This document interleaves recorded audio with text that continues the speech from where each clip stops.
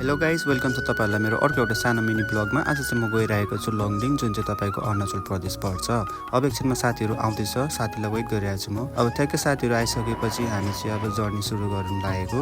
अब यहाँदेखि तपाईँले हेर्नुहोस् कस्तो राम्रो भ्यू देखिराख्नु भएको छ, बाटो पनि कति राम्रो छ, त्यो माथि वातावरण पनि कति राम्रो छ। अब त्यसपछि म अलिकति यहाँ आएर रोकेको हुन्छु अनि हल्का यताउता गर्दै अब आफ्नो पोजिसन दिँदै फोटोसुट पनि गरिरहेको हुन्छु। अनि एकछिनमा यहाँ देख्छु कि म कतिजना केटाकेटीहरू बाइकमा पुरै एकदम कपुल भएर गइरहेको थियो। एकदम देख्दाखेरि पनि पुरै लागिरहेको थियो, एकदम के भन्ने त्यसलाई के भन्छ, त्यसलाई निप्पा निप्पी है गाइस होइन सरी गाइस, म यसो मजा गरिरहेको। अब त्यसपछि हामीले फेरि जर्नी सुरु गऱ्यौँ अनि पानी पनि हल्का हल्का परिरहेको थियो अनि चिसो चिसो पनि लागिरहेको थियो आफूलाई। देख्नु सक्नुहुन्छ तपाईँले यहाँको लोकल घर बस्तीहरू, ट्रेडिसनल घरहरू देख्दै हुनुहुन्छ तपाईँले। अब हामीले पनि हेलमेट लगाएर गइरहेको थियौँ, त्यही माथि जाडो लागिरहेको थियो। तपाईँलाई म यहाँको यो जुन चाहिँ भ्यू देख्दै हुनुहुन्छ म जुम गरेर देखाउँछु। कति राम्रो तपाईँको क्लाउड लागिरहेछ, जुन पुरै बादलले पुरै पाहाडलाई छोपिरहेछ। अनि गाई चाहिँ एउटा कुरा भन्न चाहन्छु कि म अब भिडियो बनाउनुको लागि मलाई धेरै समय लागेको हुन्छ, किनकि म भिडियोलाई पहिला टेक लिन्छु, त्यसपछि फेरि एडिट गरेर अनि भोइस ओभर गर्छु। सो गाइस त्यसको लागि तपाईँहरूले कुरिराख्नुहुन्छ होला, सो सरी त्यसको लागि। अब हामी लङडिङ पुग्नु लागेको अवस्थामा तपाईँहरूले यहाँ पुरै फग देखिराख्नु भएको छ। यो चाहिँ लङडिङको मेन टाउन भन्दा नि हुन्छ।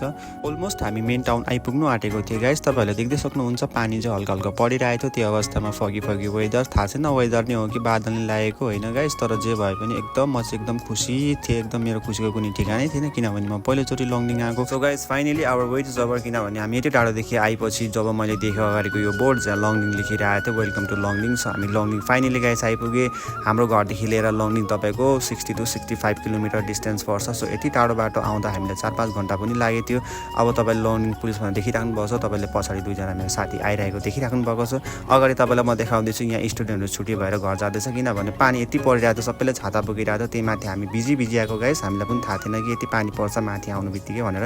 अब तपाईँहरूलाई म लिएर जाँदैछु लङडिङको जुन चाहिँ फर्स्ट झर्ना तपाईँको बाटो छेउमा देखिन्छ। सो गाइस यही हो तपाईँहरूलाई मैले देखाउनु आँटेको झर्ना, जुन चाहिँ बाटोको छेउमै छ। कति ठुलो झर्ना देखिराख्नु भएको होला तपाईँहरूले। यहाँदेखि तपाईँले देखाउँछु म यहाँको लङडिङको पार हेर्नुहोस् कस्तो दामी देखिरहेको थियो, क्लाउडले पुरै छोपिरहेको, त्यही माथि पानी पनि परिरहेको हल्का हल्का देख्नु सक्नुहुन्छ। म ढुङ्गामाथि चढेर मलाई यति खुसी लागिरहेको थियो कि म तपाईँहरूलाई भन्नु कुनै वर्ड छैन। त्यही भएर मेरो पाला चाहिँ सर्टकट फुकालेर हातमा लिएर पुरा घुमाउनु थालेँ, किनभने म यति खुसी कि मलाई कहिलेदेखि यो ठाउँ आउनु मन लागिरहेको थियो। सो आज फाइनली आइपुग्दा म धेरै खुसी छु। सो गाइस तपाईँहरूलाई अझ एउटा झर्ना देखाउँदैछु। यो झर्ना हेर्नुहोस्, यो झर्ना आउनुको लागि तपाईँलाई त्यही झर्नादेखि आधा किलोमिटर जस्तो आइपुग्दाखेरि तपाईँले झर्ना पाउने हुनेछ।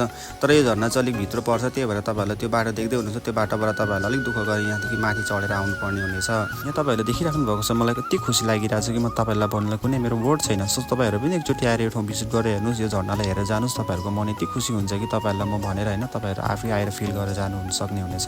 यहाँ हजुरले देखिराख्नु भएको छ म नाचिरहेको छु, घरि के गरिरहेको हुन्छु, किनभने मलाई आफूलाई कुनै खुसीको ठिकाना थिएन। यहाँ तपाईँले देख्नु सक्नुहुन्छ म शाहरुख खानको सिग्नेचर स्टेप पनि हानिदिरहेको हुन्छु, किनभने शाहरुख खान मेरो फेभरेट एक्टर हो। सो गाइस आजलाई यति नै। हजुरहरूले आशा गर्छु यो मेरो सानो मिनी ब्लग मन पराइदिनुहुन्छ भनेर। त्यसै गरी हजुरलाई अझै एउटा नयाँ कन्टेन्टमा भेटाउला। हजुरहरूले आफ्नो किम्ती समय दिनुभएकोमा हजुरलाई धेरै धेरै धन्यवाद। हजुरहरूलाई यो सानो मेरो मिनी ब्लग मन पर्यो भने हजुरहरूले लाइक कमेन्ट सेयर एन्ड मेरो पेजलाई फलो गर्न नबिर्सनु होला। सो अर्को फेरि एउटा नयाँ भिडियोमा भेटाउला। सो आजलाई यति नै।